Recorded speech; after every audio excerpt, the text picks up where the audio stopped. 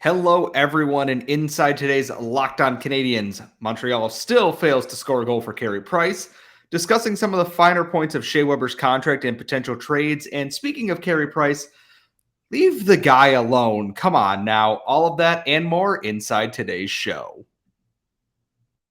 For Locked On Canadiens, your daily podcast on the Montreal Canadiens, part of the Locked On Podcast Network, your team every day.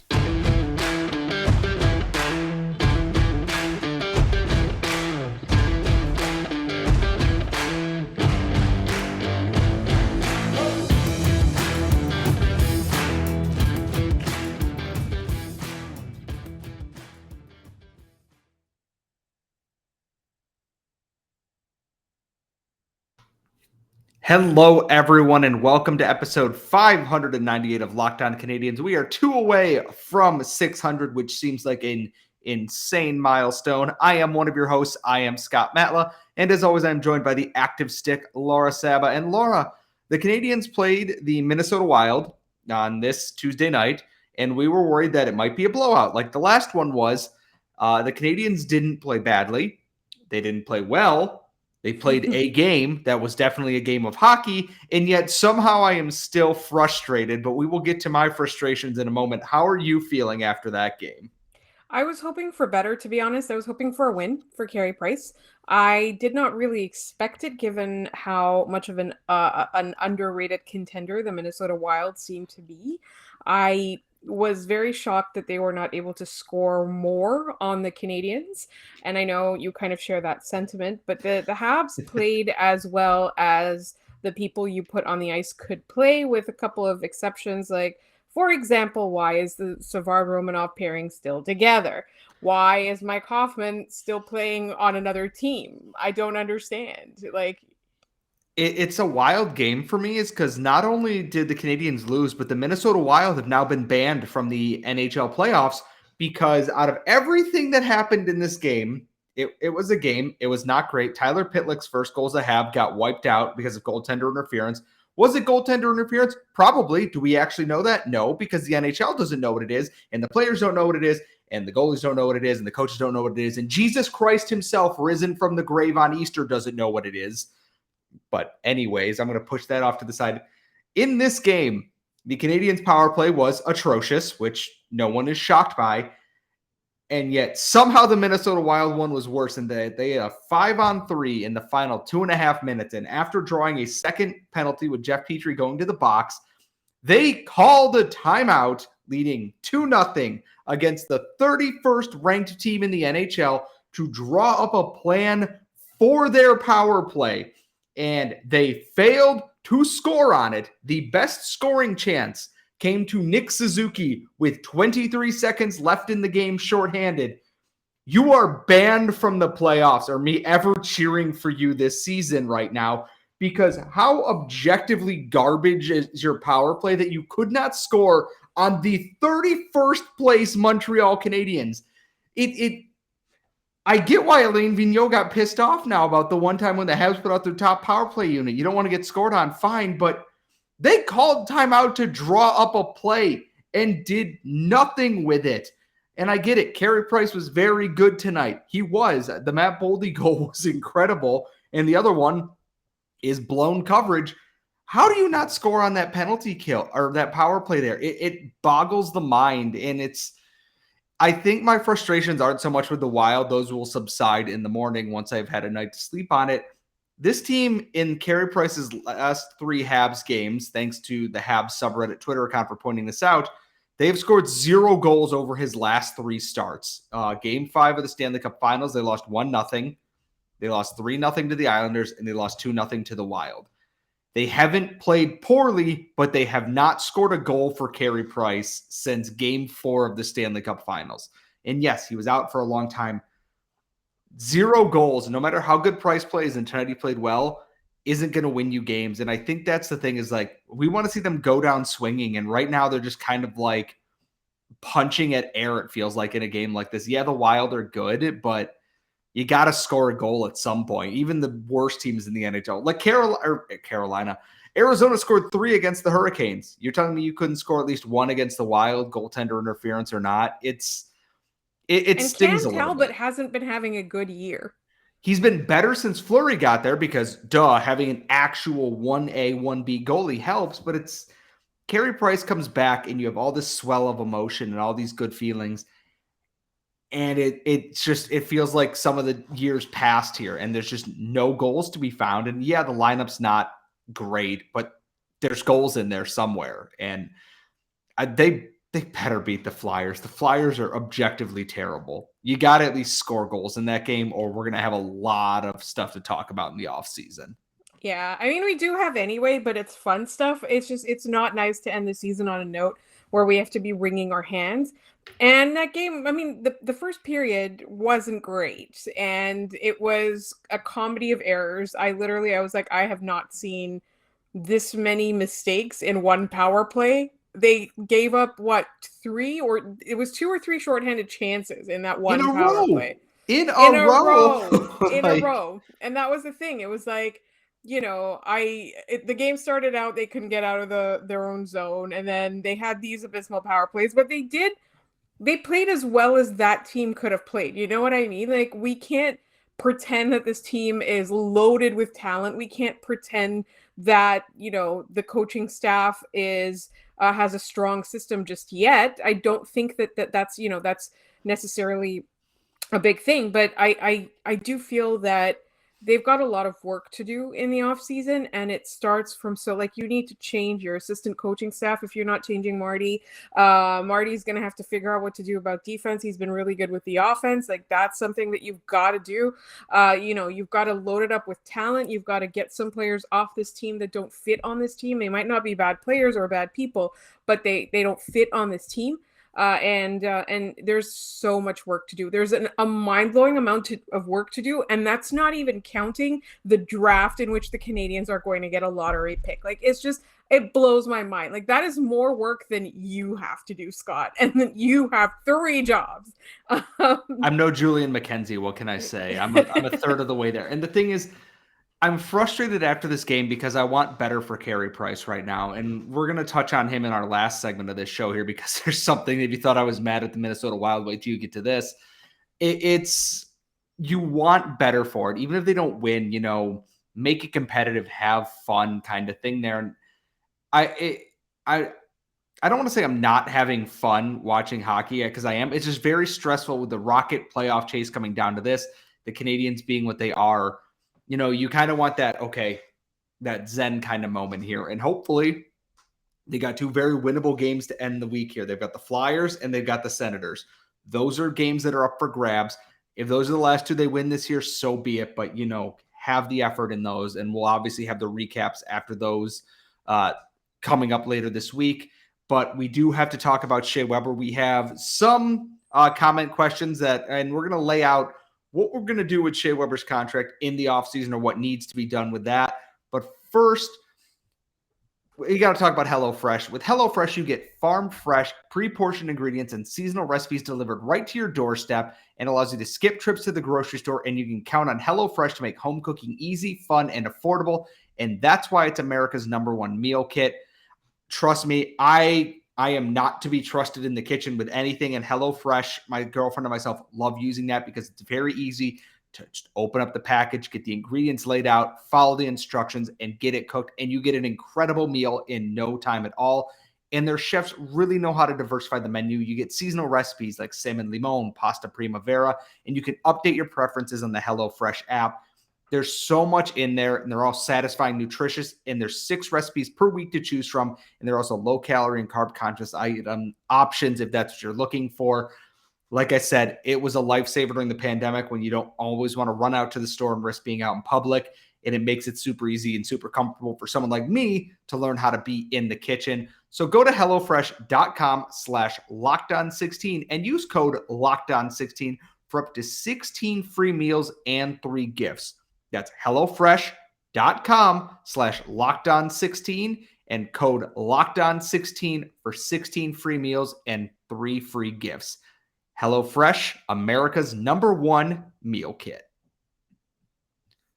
All right. So originally I was going to talk about Carey Price and some of the other stuff in this segment, but I'm going to push that off to the end a little bit because that segment might run a little bit long with our thoughts on that.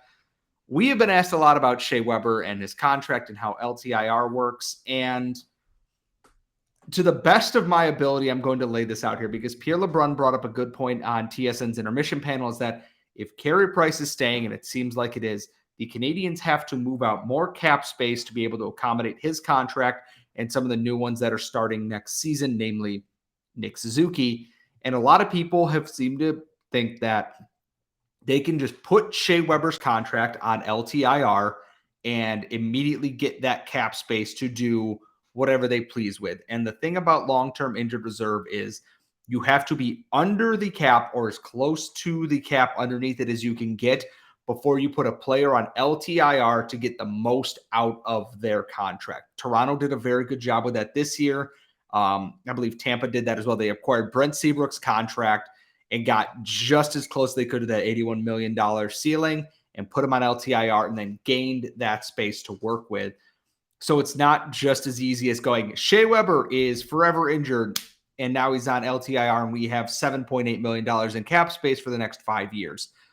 Not how it works, unfortunately, though I understand where people are coming from in that regard, but it's not quite as cut and dry as that. Yeah, so this is coming because we've mentioned a couple of times that that's something that they should do.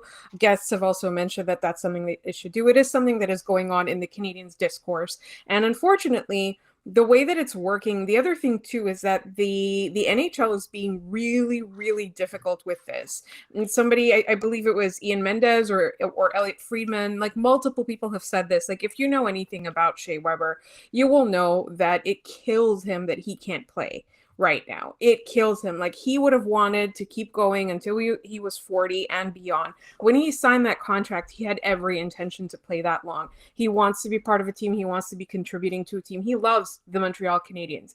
And so for him to be on LTIR, you need to prove that the player is injured, because if he were to retire right now, he wouldn't get the money. Not only that, Nashville would be on the hook for cap recapture penalties, as with the Canadiens. My thought with that is if he wants to go ahead and retire, that's also fine by me because Nashville's the one who's getting dinged with that entire cap hit, and the Canadiens don't.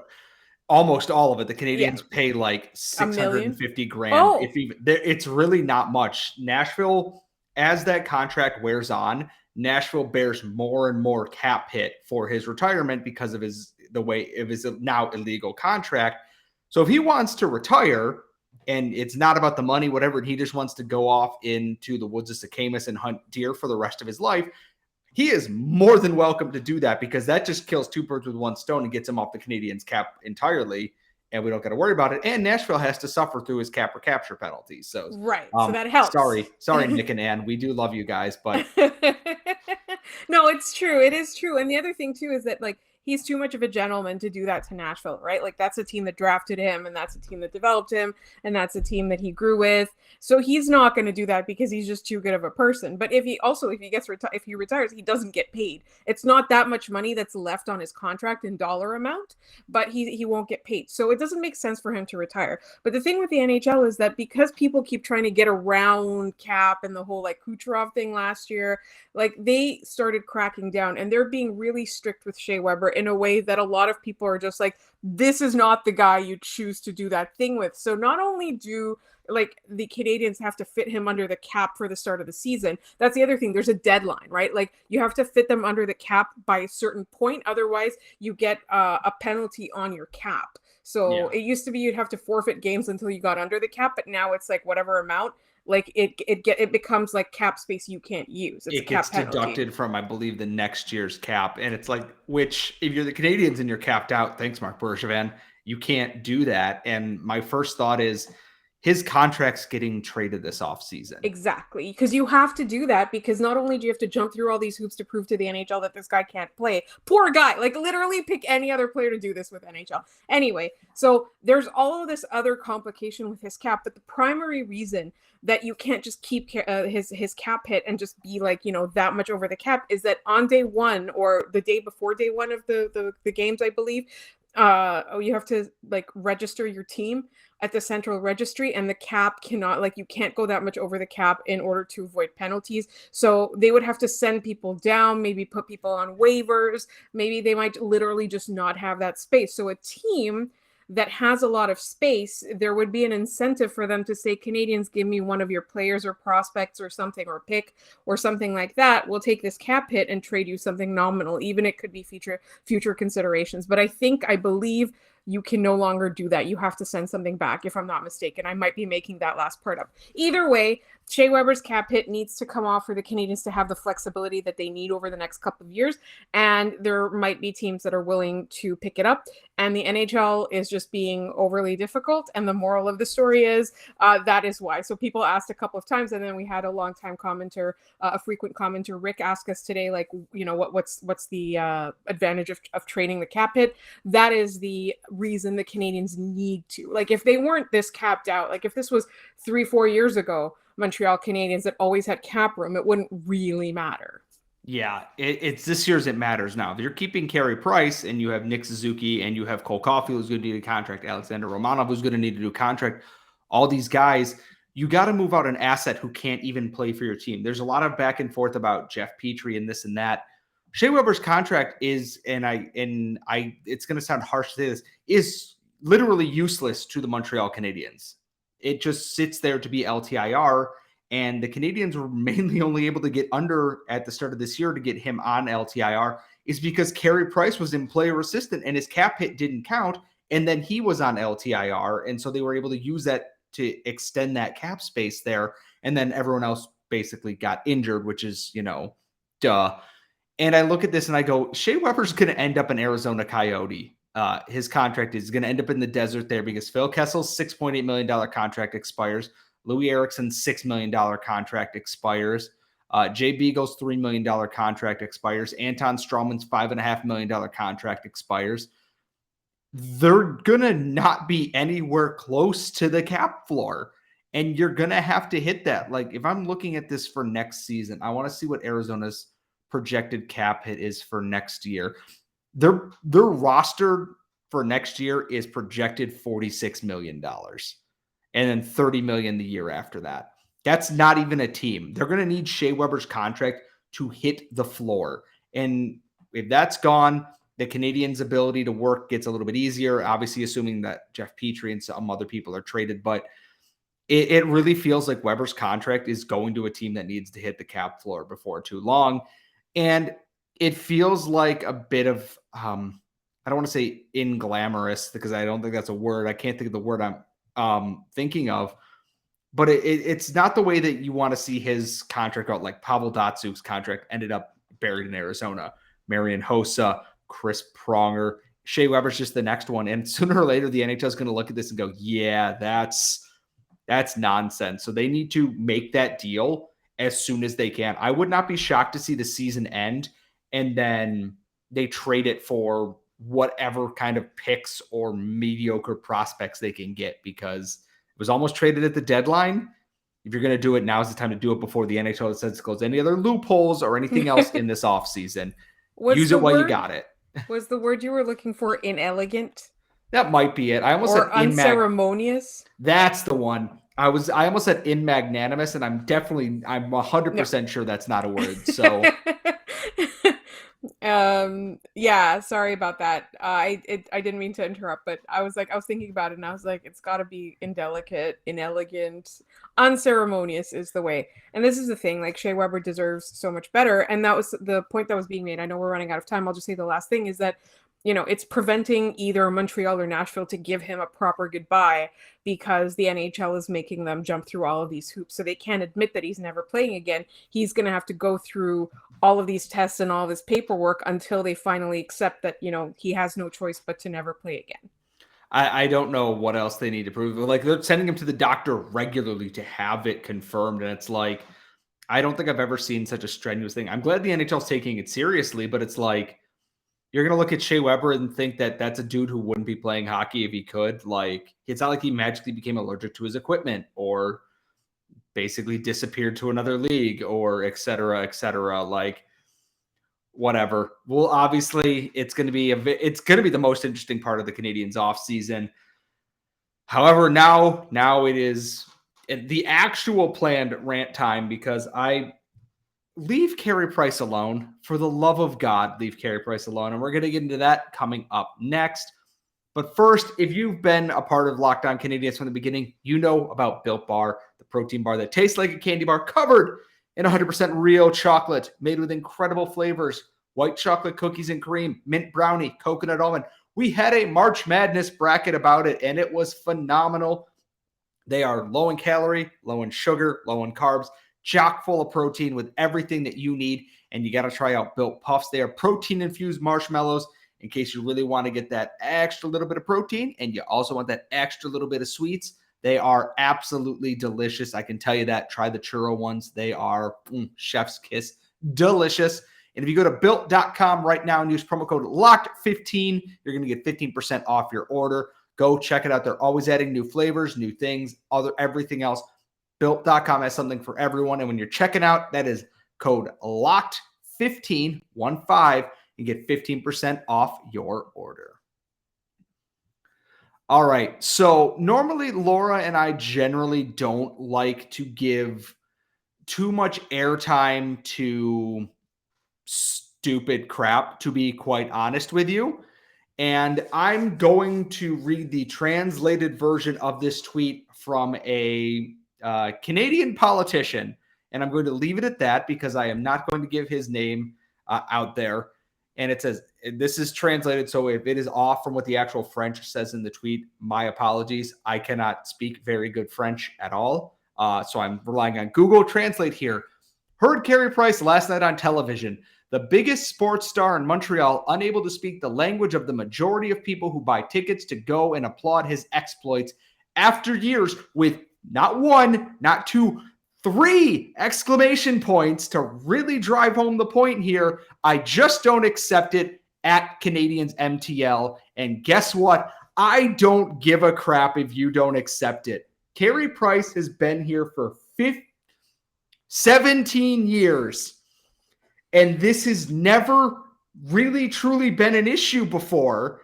And now, after his first game back, after going through player assistance and suffering through injuries, after arguably one of the most crushing defeats of his career at any level, and your first thought is, he didn't say this in the language that I primarily speak. Are you effing kidding me with this? He's been back for one game, and you wonder, and you say this, and you wonder why no one wants to come play for this damn team right now when this is what they can look forward to. The franchise backbone, a superstar, Hall of Fame, should have his number in the rafters goalie, and you're going to say that. Take your tweet and shove it up your ass, and I don't want to hear from you anymore. And I learned, thanks to someone else in the replies, that he's the idiot who organized a protest because Randy Cunneyworth was the interim head coach of the Montreal Canadiens in a year where they finished third last in the league. Leave Carey Price alone. Leave the other players alone. You want to, and I want to thank the person in my mentions who pointed this out. There is an extra level of disgusting to this in telling a First Nations person what language to speak so you can be comfortable. Again, are you actually kidding me? I'm so furious in a season where it's been nothing but hardships and bullcrap and losses and bad coaches and losses and stupid stuff. We finally get a ray of sunshine and someone tries to dump on that. You don't accept it. I don't accept you. I don't accept your premise. Go away. Lose another election. I don't care. Leave Carey Price alone, especially this year and every year on from here. You don't have the guts to probably say that to his face, and I guarantee you would not. I don't have time for it.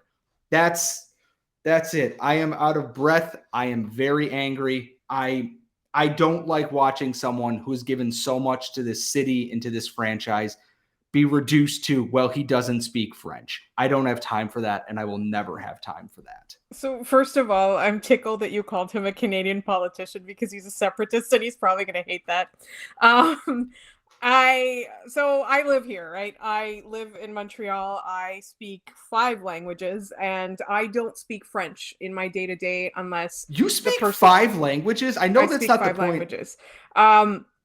French is my 3rd language, and when I am having a business professional conversation in order to conduct business, I speak in English so that I am clearly understood, unless I have I'm confronted with somebody who's it's a long whole context, but if somebody is does not speak English, then I will often ask for help with translation just to make sure that my point is coming across correctly and that I'm not being misunderstood for things that are high stakes. What could be more high stakes than being the face of the Montreal Canadiens franchise sitting in front of the fans and the media? It's a spotlight, right? And it's very, very important for me, to acknowledge that, I live in a city or a province where primarily the language is French. And, when I walk into a store, when I go to a restaurant, when I meet new people, I will speak French. But I don't speak French when the situation is really, really high stakes without help. And I have 13 years of education in French, 7 hours a week, right? But French is not my strongest language, so I don't speak it. Do you think Carey Price doesn't know how to say bonjour, merci, any of those things? Do you think he does not know that? He probably does. In fact, he could probably say entire sentences in French if he wants to. But he's in a situation right now where all of the focus is on him. He has a very tumultuous relationship with things that he says being misunderstood by the media. He's finally opening up. He's coming out of his shell. He's being the face of the franchise. He's commanding that presence that he often can give. And this person is just trying to get attention. And a lot of people who, I know, they're friends of mine, they're francophone, and they responded to him in French saying, "Here's the attention you ordered. We don't care." And I just think that it is so gross, exactly like you said, for telling a First Nations person what language to speak. Do you think I would bet money on it that Carey Price can form sentences in French? But if he said it in front of the cameras, imagine he makes one grammatical mistake, that's the end of the world. I would get made fun of. Carey Price would get all the offseason would talk about how terrible his French was. Right? That would be what we would talk about.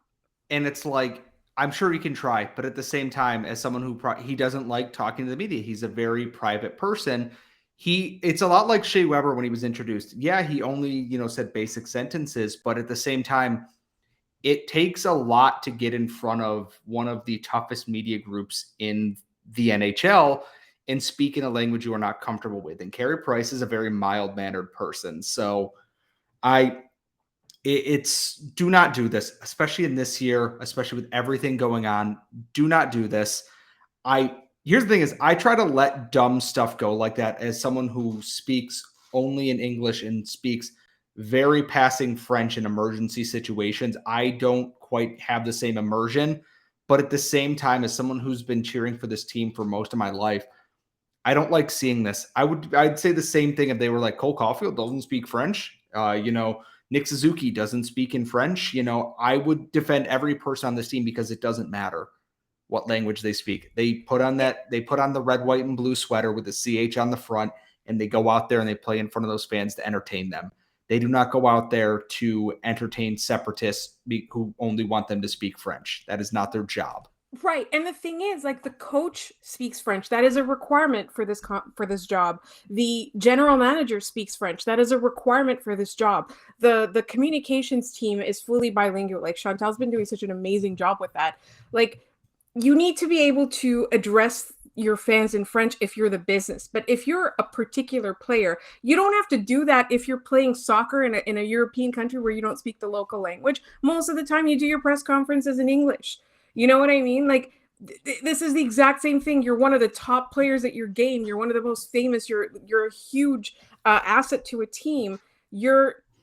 you're just a player. You're not the message. You're not the mouthpiece. When you're addressing the media, you're addressing the fans, you're not addressing on behalf of the whole team. You're addressing on behalf of yourself. You're being asked about your habits and your feelings and how you feel about how the team played and what you think you need to do in the offseason and how your recovery has been and all of those things. You're not being asked to answer for the entire team. When you're in a position to do that, yes, you have to speak French in this market. I 100% believe that, even though I'm not a francophone. 100%. Like, it's just leave Carey Price alone. Leave Carey Price alone. And that's the note we're going to leave you on. A lot more yelling in the show than I think I had planned on doing today. I only planned one segment of yelling at someone that I didn't like today. As always, thank you so much for listening. Please subscribe on YouTube. We are trying to climb up closer and closer to 1,000 subscribers every single day. You can follow us on Twitter at @LO_Canadiens. You can follow Laura at The Active Stick. You can follow myself at Scott Matla. Thanks for listening. Check out Locked On Fantasy Hockey. They have all the info you need to dominate your year-end fantasy hockey playoffs and even next year. We will see you all next time.